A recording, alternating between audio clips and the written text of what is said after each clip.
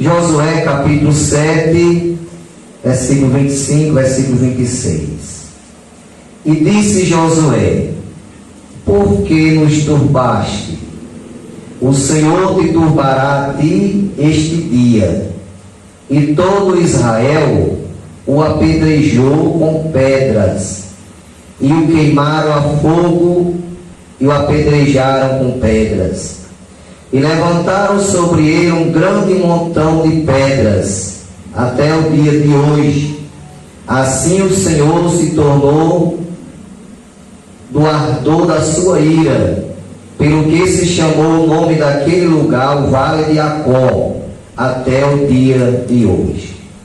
Meus irmãos, esse texto sagrado nos fala sobre o pecado de Acã. Nós sabemos que Acã era um dos soldados do exército de Israel, mas observando primeiramente o contexto dessa história, para nós entendermos melhor, nós sabemos, meus irmãos, no capítulo 12 de Gênesis, Deus chama a Abraão. Nós vemos lá o versículo 1, capítulo 12 de Gênesis, Deus diz: sai da tua terra e da tua parentela, e vai para uma terra que eu te mostrarei.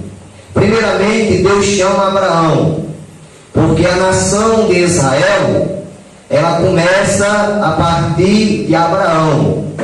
E logo mais na frente a gente vai ver Abraão, Isaque e Jacó, que era justamente o início da nação de Israel. Então, em primeiro lugar, Deus chama Abraão, ele faz uma promessa, dizendo que dele sairia uma grande nação, que seria como as estrelas do céu e como a areia da terra, uma nação grande. Em segundo lugar, quando Deus chama Abraão, juntamente com Sara, a sua esposa, Deus promete a ele um filho da promessa. Promete a ele que ele seria pai de um filho, que seria o filho da promessa.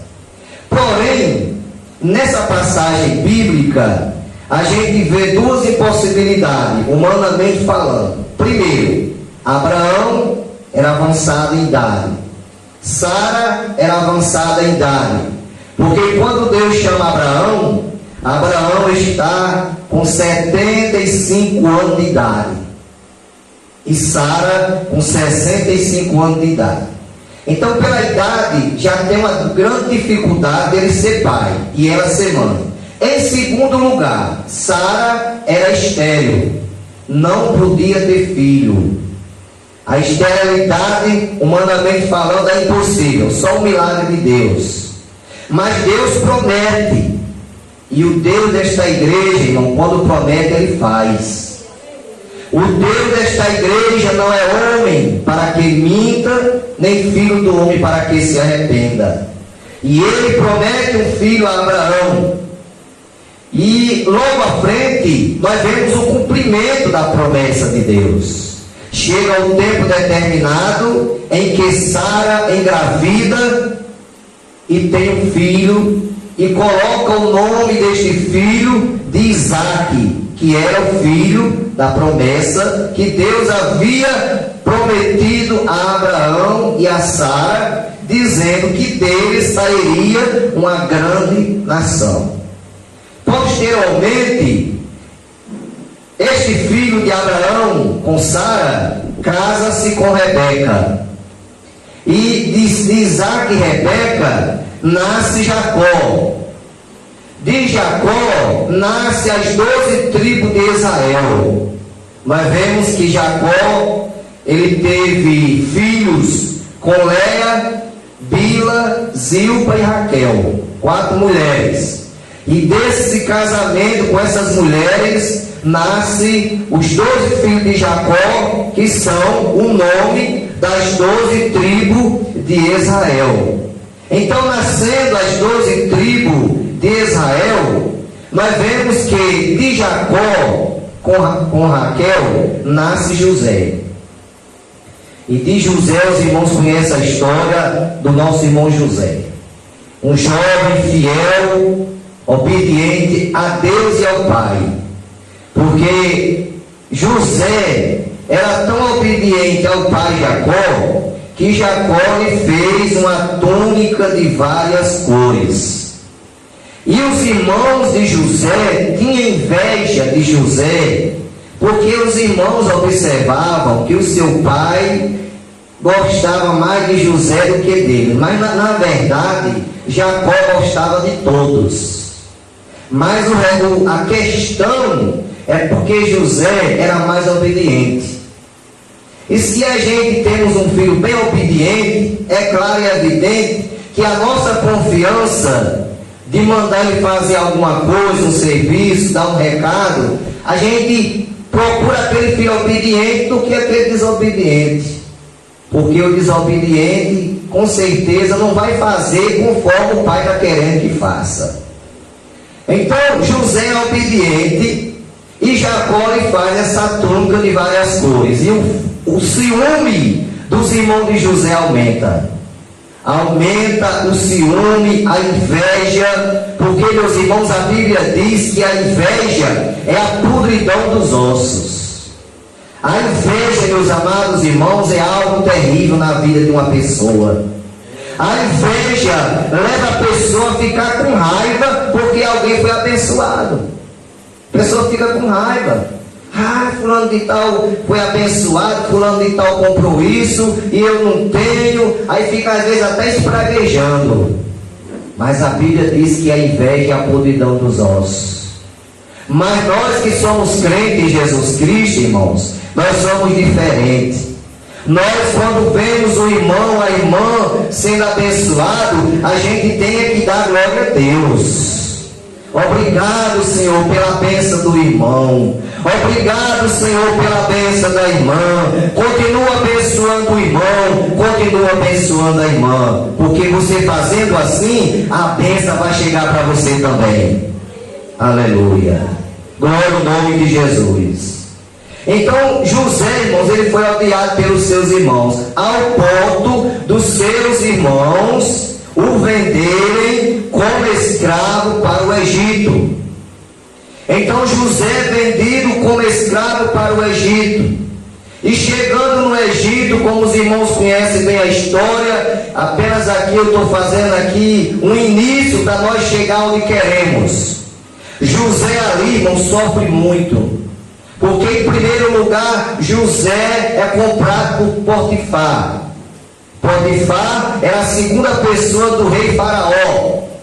E Potifar comprou José para trabalhar na sua casa. E quando José entra na casa de Potifar, a Bíblia diz, irmãos, que a bênção de Deus começou sendo derramada sobre a casa de Potifar. Porque a palavra de Deus diz, irmãos, Deus tem uma promessa para nós, a igreja. Deus tem uma promessa para cada crente, que aonde a gente pisar a planta do nosso pé, nós seremos abençoados. E aonde nós chegar também vai ser abençoado por nossa causa. E José, meus irmãos, quando entrou na casa de Potifar, Deus começou a abençoar a casa de Potifar, ao ponto de Potifar colocar José como a sua segunda pessoa. José era a segunda pessoa ali. José só não mandava na mulher de Potifar, mas em tudo ele mandava. Mas foi aí, meus amados, aonde o diabo trabalhou. Porque quando o crente começa a ser usado por Deus na obra, começa a ser abençoado por Deus na obra, o diabo começa a trabalhar, querendo atrapalhar, querendo colocar dificuldade na caminhada do crente. Mas assim aconteceu com José. E a Bíblia diz que a mulher de Potifar tentou a José para que ele se deitasse com ela. Mas José disse: jamais farei tal coisa, jamais pecarei contra o meu Deus e contra o meu senhor Potifar. E por esse motivo José foi preso 2 anos, porque ela levantou uma conversa que não foi verdadeira. Ela disse ao esposo que José havia agarrado, queria lhe forçar, pegar ela à força. Mas a Bíblia diz, meus irmãos, que José ele foi preso, ficou 2 anos preso, inocente. Porque, meus irmãos, quando você paga uma coisa que você deve, não é tão fácil, mas você sabe que você está devendo. Mas você pagar uma coisa que você não deve, irmão, é coisa ruim de engolir. É ruim de engolir, meus irmãos. Mas José sofreu 2 anos inocente. Mas, irmãos, o crente ele passa pela prova. O salmista diz: muitas são as aflições do justo, mas o Senhor as livra de todas. José sofreu 2 anos inocente, mas a Bíblia diz, irmãos, que chegou o momento de José ser exaltado. Porque Deus ele trabalha como Ele quer, meus irmãos. Quando nós estivermos passando por dificuldade, quando nós estivermos passando por luta, nós não devemos dizer a Deus o porquê daquilo. Não, devemos perguntar a Deus o para quê. Senhor, para que eu estou passando por isso? Nunca devemos querer colocar Deus no canto de parede, porque nós não temos essa autoridade. Aleluia. E a Bíblia diz, irmãos, que quando José estava lá no cárcere, o copeiro e o padeiro do rei pecaram. Fizeram uma coisa errada que o rei não gostou. E mandou prender o padeiro e o copeiro. E o padeiro e o copeiro foi preso aonde José se encontrava. E quando ali eles estavam, certa noite, o padeiro e o copeiro tiveram um sonho e amanheceram atribulado. E José perguntou o que é que estava acontecendo. E eles contaram o sonho, que tiveram um sonho, não sabiam o que é que significava. Aí José decifrou o sonho. Porque José ele tinha esse dom dado por Deus. Não era dele, era de Deus. Era Deus que interpretava o sonho. Deus usava José para interpretar o sonho. E da mesma forma que José interpretou, aconteceu. Porque com 3 dias o copeiro voltou às suas funções. Com 3 dias o padeiro foi enforcado. Do mesmo jeito que ele disse. Do mesmo jeito que ele decifrou o sonho. E quando o copeiro ia saindo da prisão, aí José disse: homem, se lembra de mim lá. Fala de mim ao rei, se lembre de mim. Só, irmão, que tudo tem um tempo determinado por Deus. Eclesiastes está escrito: para tudo há um tempo determinado por Deus na terra. O nosso problema, meus amados, sabe o que é? É porque a gente só lê o Salmo 70. A gente nunca se apega ao Salmo 40. Porque o salmista diz no Salmo 40: esperei com paciência no Senhor, e Ele se inclinou para mim e ouviu o meu clamor. A gente nunca gosta de ler o Salmo 40. Agora o 70, a gente lê com gosto. Apressa-te, ó Deus, em meu auxílio. Porque a gente quer tudo na hora, né, irmãos? A gente quer orar e quer que Deus faça logo. Mas tudo tem um tempo determinado por Deus na terra. Aleluia. Louvado seja o nome do Senhor. Aí então o padeiro, um dia, quando o rei teve um sonho que ninguém soube decifrar, aí o copeiro se lembrou de José. Aí disse ao rei Faraó: rei, tem um hebreu lá na prisão, que eu tive um sonho, e ele decifrou o sonho, e do jeito que ele decifrou, aconteceu. E Faraó manda chamar José, e conta o sonho a José. José decifra o sonho. Aí naquele momento é o momento de José ser exaltado. José sai da prisão e é colocado como governador do Egito. Depois desse episódio, que José decifrou o sonho de Faraó, porque José decifrou o sonho das vacas gordas, vacas magras, espiga cheia, espiga não cheia, xoxas, secas. Aquele sonho, meus amados, era 7 anos de fartura, 7 anos de seca. Quando chegou os 7 anos de seca, foi necessário os irmãos de José vir comprar comida no Egito. E os irmãos de José vieram comprar comida no Egito. E não conheciam José, mas José conheceu os seus irmãos. José conheceu os seus irmãos. E nós vemos, meus amados irmãos, que ali Acontece tudo que os irmãos já sabem, apenas aqui eu estou dando uma pincelada aqui, que José ali se revela para os irmãos e manda chamar o seu pai com toda a sua família, que era uma família de 70 pessoas, e traz a família de José para o Egito. E começam a morar no Egito, cuidado por José. José cuidou deles, deu tudo, alimentou eles, deu tudo o que precisava. Só que chegou o momento de Jacó morrer, o pai de José, e logo após, com um tempo, José morre também. Quando José morre, com algum tempo depois, assume um novo faraó. Um faraó que não conheceu a José. E esse faraó, ele começou, irmãos, a ver aquele povo se multiplicar. Porque o povo hebreu, irmãos, o povo hebreu se multiplicava de uma maneira muito grande, ligeiramente, era nascendo menino direto, e se multiplicando aquele povo, mas era cumprimento da palavra, irmão. Deus disse que de Abraão nasceria uma nação que seria como as estrelas do céu.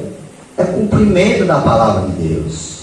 E quando o faraó viu aquele povo se multiplicar ligeiramente, Faraó começou a ficar com medo daquele povo, começou a dizer que podia aquele povo se rebelar contra ele e tomar o trono dele, querer ficar com o que era dele. Aí o que é que Faraó começa a fazer, irmãos? Faraó decreta uma lei, um decreto, que todas as crianças do povo hebreu, do sexo masculino, teria que ser jogado no rio Nilo. E ali, meus irmãos, muitas mães choraram vendo seus filhos sendo tomados dos seus braços e jogados no rio Nilo. Só, irmãos, que Joquebede, a mãe de Moisés, Deus deu uma estratégia a Joquebede. Joquebede fez um cesto e colocou Moisés dentro daquele cestinho, daquele barcozinho, e soltou no rio Nilo.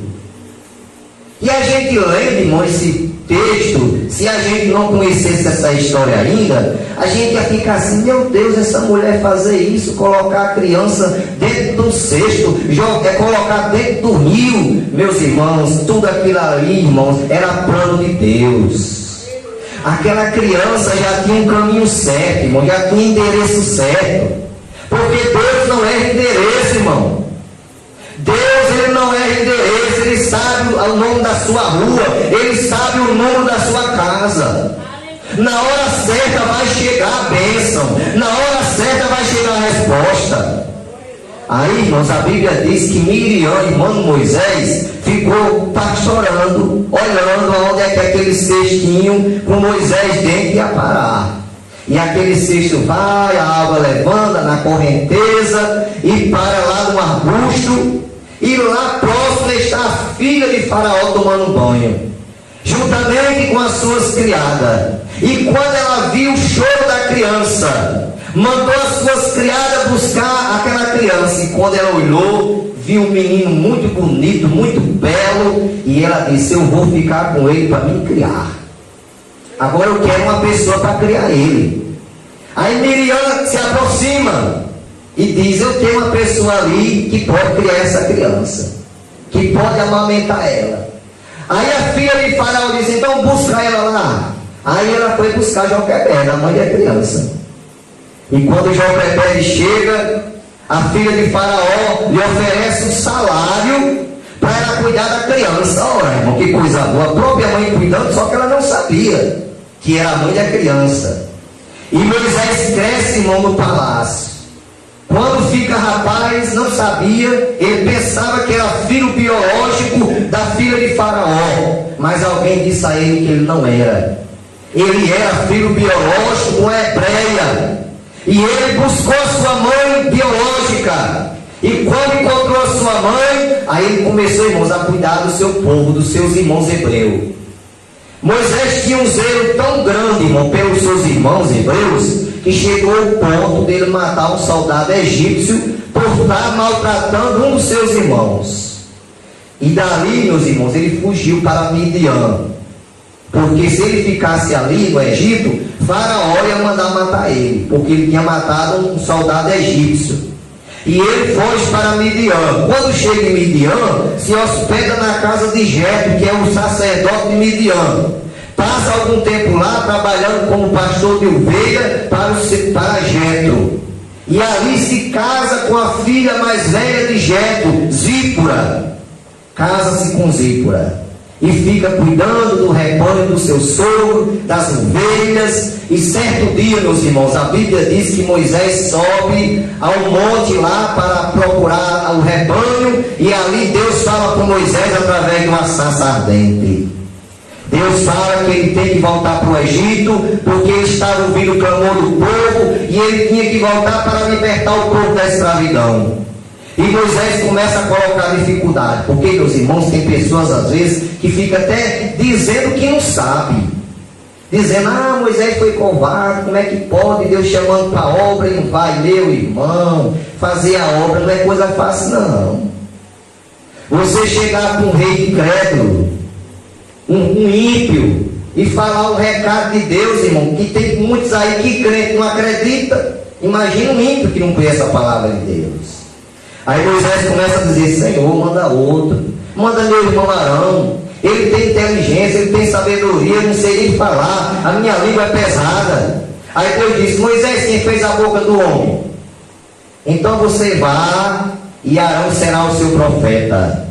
E Moisés voltou para o Egito, irmãos. E ali começou a entregar o recado, e Faraó cada dia mais endurecia o coração e não queria libertar o povo. E Deus começa a mandar as pragas para o Egito, mandou 9 pragas, e Faraó não libertava o povo. Aí na 10ª praga, porque, irmão, Deus dá tempo ao homem, Deus é misericordioso.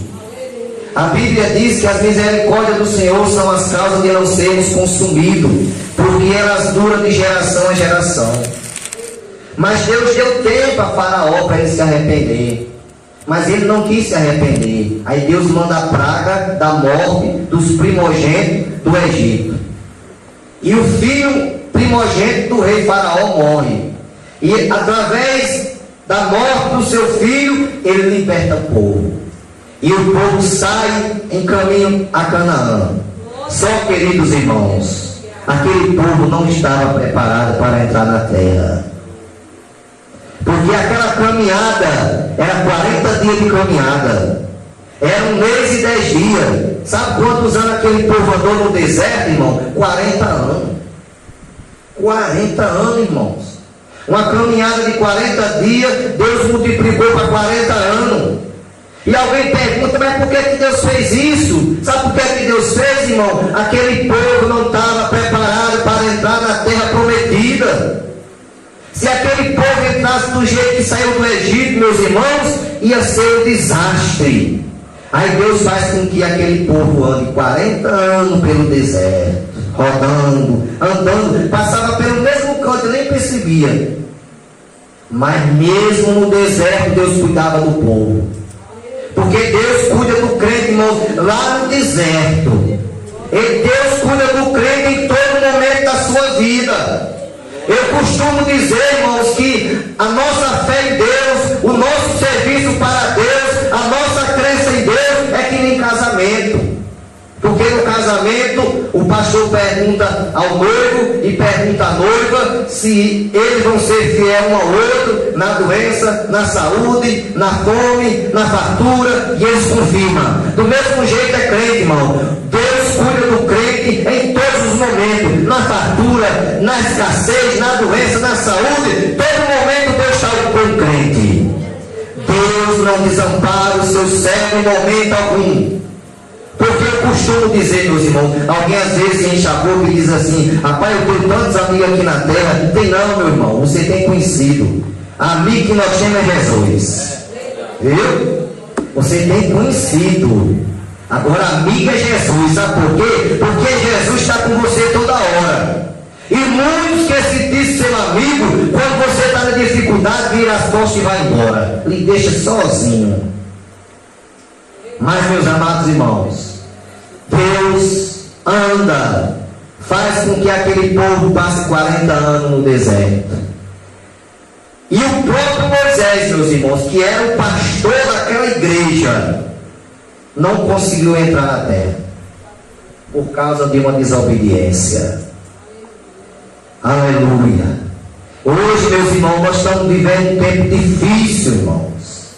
Todo tempo foi difícil para ser pastor, mas hoje parece que está muito mais.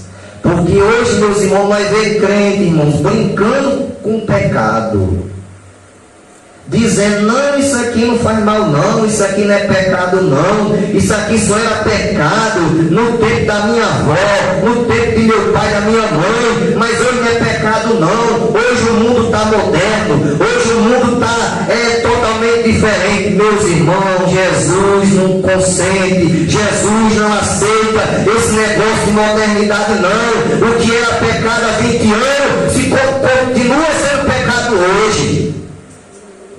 Não vamos se enganar com isso, meus irmãos. O que era pecado há 10 anos continua sendo pecado hoje. Aí você vê Moisés, o pastor da igreja, o líder daquele grande povo, por causa de uma desobediência, não entrou na terra prometida. Porque Deus mandou ele falar rocha, em vez de ele falar, ele feriu com a vara, com um cajado. E por causa dessa desobediência, Moisés não entrou na terra prometida. E Deus disse: Moisés, eu vou permitir você ver a terra, mas entrar não. E Deus permitiu Moisés ver a terra, mas não entrou. Dos que saíram do Egito, meus irmãos, só entraram 2. E olha que era mais de 3 milhões de pessoas. Isso fora criança e outras coisas. Era o Rio Grande do Norte, mais do que o Rio Grande do Norte, a população, irmãos, de gente caminhando naquele deserto. Mas nenhum entrou, irmão, na terra prometida. Só entrou Josué e Caleb, dos que saíram do Egito e os que nasceram no deserto. Só entrou Josué e Caleb e os que nasceram no deserto. Os que saíram do Egito não entrou nenhum, com exceção de Josué e Caleb. Aí Deus fala com Moisés, que estava escolhendo Josué para ser o seu sucessor. Moisés consagra Josué como seu sucessor a mandado de Deus. Moisés morre Arão. Josué assume o lugar de Moisés, entra, atravessa o Jordão, entra na terra. E o primeiro desafio, meus irmãos, que Deus entrega a Josué é a conquista de Jericó. Uma cidade, irmão, cercada com muros enormes. Segundo os estudiosos dizem que os muros de Jericó passariam 2 carros um ao lado do outro. Mais largo que essa igreja aqui, né? Ou a largura dessa igreja, dependendo do tamanho do carro, cabe um carro aqui ao lado do outro, né? A largura do muro, viu, irmão? Imagine só a segurança dessa cidade. Humanamente falando, não tinha homem nenhum que conseguisse entrar numa cidade daquela, derrubando o muro daquele. Só o milagre de Deus. Aí Deus dá a estratégia a Josué. Como é que é para ele fazer? Porque, irmãos, Deus trabalha com estratégia. É o mesmo caso. Sempre quando eu vou dar posse a um irmão, pastor, dirigente, congregação, eu sempre digo: olha, irmão, esse novo dirigente, ele vai continuar o trabalho que o outro vinha fazendo. Só tem uma diferença: vai usar outras estratégias. Porque cada dirigente tem a maneira de trabalhar. Não existe dirigente igual ao outro. Não. Cada um tem uma maneira de trabalhar. Cada um usa de suas estratégias, orientada por Deus. Aí Deus fala a Josué: Josué, chama o povo e começa a rodear a cidade uma vez por dia. E Josué arrodeava a cidade tocando as buzinas e arrodeou a cidade 6 dias. No 7º dia, irmãos, era para ele rodear 7 vezes a cidade. E na 7ª vez, o sacerdote tinha que tocar as buzinas e o povo tinha que gritar. E não parece correr doido, não. Você já pensou? Deus manda os irmãos aqui a rodear a Vila Pernambuco. 7 vezes no dia. O que é que o povo vai dizer? Rapaz, os crentes estão doidos. Esses crentes endoidou agora. O dia todo rodeando a vila aqui, no sol quente, estão tudo doido agora. Irmãos, as coisas de Deus parecem loucura para o homem natural. Aleluia. Paulo diz que as coisas de Deus parecem loucura para os que não têm o Espírito de Deus, mas para nós é poder. É poder de Deus. Aí a Bíblia diz, irmão, que na 7ª volta, aí o sacerdote tocar as buzinas, o povo começaram a gritar e o muro começou a cair. Deus abriu a terra e engoliu o muro de Jericó, botou o muro abaixo. Sabe qual foi o lugar, irmão, que ficou o muro ainda um pedaço em pé? Porque naquele muro era construído casas. Em cima do muro tinha casas construídas, outras, o muro servia de parede de casa. O único pedaço do muro que ficou em pé é onde estava a casa da prostituta Raabe. Porque quando os espias foram ver Jericó, Raabe deu abrigo aos espias, deu hospedagem aos espias. E os espias, no caso os 2 soldados de Israel, prometeu que na invasão de Jericó, ela e sua família seria salva. E quando os muros caem, aí Josué manda pegar Raabe e sua família, salvar ela e sua família. E foram buscar ela e sua família, e o resto não mataram tudo. Homem, mulher, criança, jovem, tudo, irmão. Porque tudo Deus tinha amaldiçoado.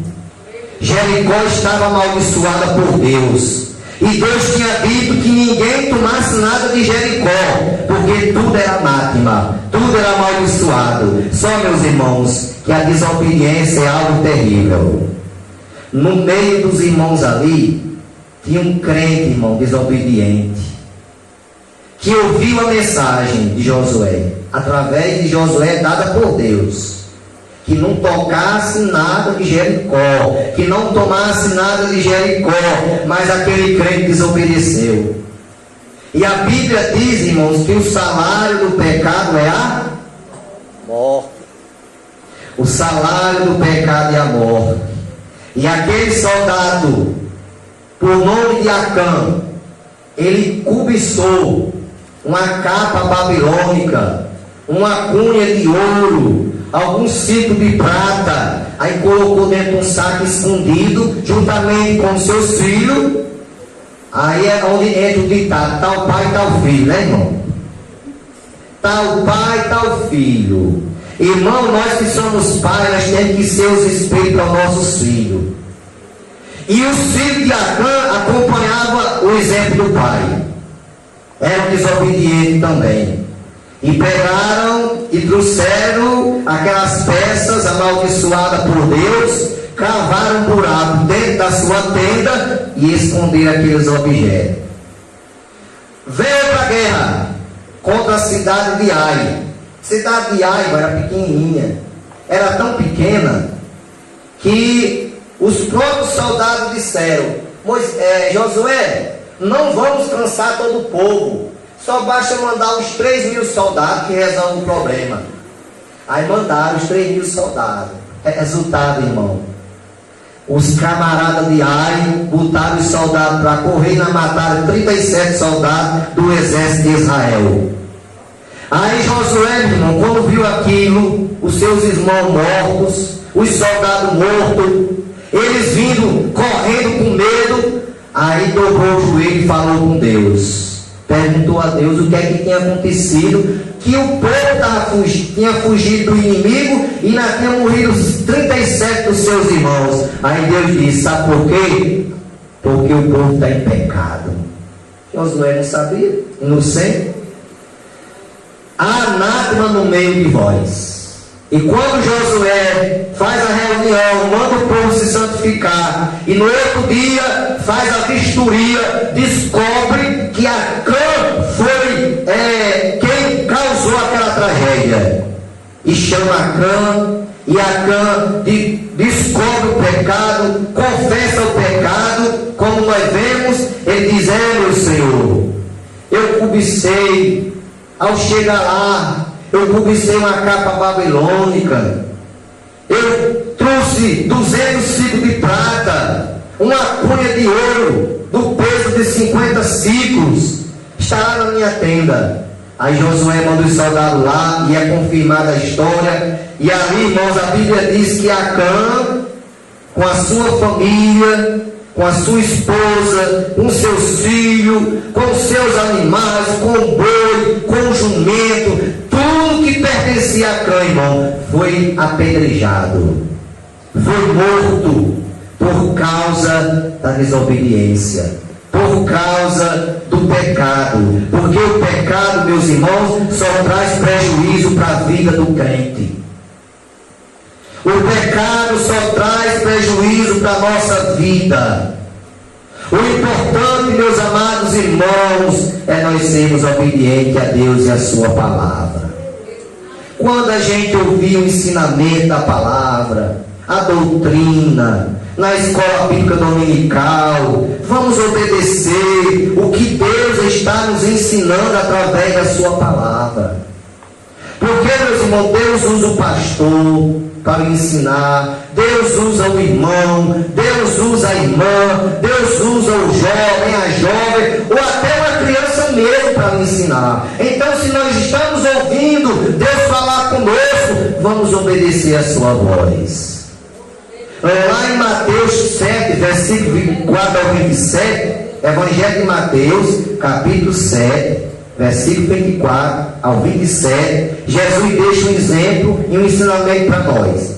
Ele diz assim: todo aquele que ouve a minha palavra e a pratica, comparar-lo-ei ao homem prudente, que edificou a sua casa sobre a rocha. E vieram os rios, assopraram os ventos, combateram aquela casa, e não caiu, porque estava edificada na rocha. Porém, aquele que ouve a minha palavra e não as cumpre, comparar-lo-ei ao homem imprudente, que edificou a sua casa na areia. E vieram os rios, assopraram o vento, combateram aquela casa, e caiu, e foi grande a sua queda. Porque, meus irmãos, a nossa casa, a nossa vida espiritual, ela tem que estar edificada na palavra de Deus. Ela tem que estar edificada, enraizada na palavra. Se nós estivermos com a nossa vida espiritual enraizado, alicerçado na palavra de Deus, irmão, venha o que vier, mas nós vamos ficar de pé, porque nós estamos edificados na rocha. Aleluia. Nada vai nos derrubar. Paulo diz assim: aquele que milita a boa milícia não se embaraça com os negócios desta vida. Então, meus irmãos, venha o que vier, nós não vamos se embaraçar não. Por quê? Porque nós estamos alicerçados na palavra. Nós aprendemos a palavra do jeito que ela é, da maneira que ela é, da maneira que Jesus ensina, e assim nós fazendo, e assim nós andando na presença de Deus, pela sua palavra, nada vai nos atrapalhar, nada vai nos embaraçar. Aleluia, glória ao nome de Jesus. Certa vez Jesus estava pregando, e a sua mãe e os seus irmãos estavam lá fora e mandaram chamar ele. E chegou uma pessoa para Jesus e disse: mestre, tua mãe e teus irmãos estão lá fora e querem falar contigo. Aí Jesus olha assim para os discípulos, para os que estavam ali, aí disse: quem é minha mãe? Quem são meus irmãos? Naquele momento, irmão, Jesus estava falando como Deus. Porque Jesus tinha duas naturezas. Era 100% homem, 100% Deus. Quem é minha mãe? Quem são meus irmãos? Aí aponta para o povo. Aí diz: eis aqui minha mãe e meus irmãos. Porque todo aquele que faz a vontade daquele que me enviou é minha mãe, meus irmãos e minhas irmãs. Então, querida igreja, só é da família de Jesus se fizer o que ele manda, se cumprir, se obedecer a sua palavra. Então, nesta noite, irmãos, a palavra de Deus para nós fala sobre a questão de nós estarmos em constante vigilância. Jesus diz: olhai, vigiai e orai. 3 coisas que Jesus manda fazer. Então, irmãos, vamos ouvir a mensagem e vamos obedecer a palavra. Aleluia. Porque se eu ouço a mensagem e não guardo a palavra, porque a palavra de Deus, irmão, sabe qual é? Aonde nós vamos guardar a palavra de Deus? É no nosso coração. O salmista diz: guardei a tua palavra no meu coração para eu não pecar contra ti. Aleluia. Assim, irmãos, como já passamos o dia, já tomamos café, já almocemos, alguns já jantaram, outros não, vão deixar para jantar quando chegar em casa agora, para manter o nosso corpo de pé. Da mesma forma é o nosso espírito. O nosso espírito precisa do alimento, e o alimento do espírito, irmão, é a palavra. Só que o estômago que a palavra vai ser colocado não é que nem o nosso, materialmente falando, porque a gente come materialmente falando e vai para o estômago. Só que a gente se alimenta da palavra pelo ouvido. A palavra entra e vai para o coração.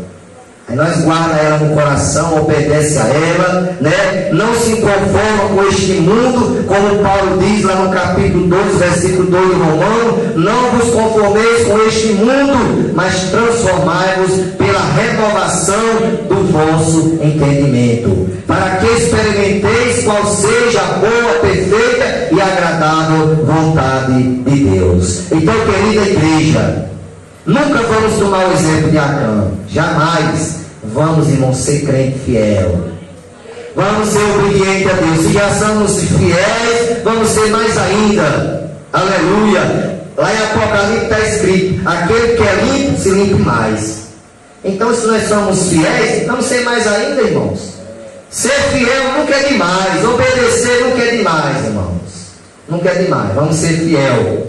E para concluir aqui, meus irmãos, diz em Apocalipse 2:10: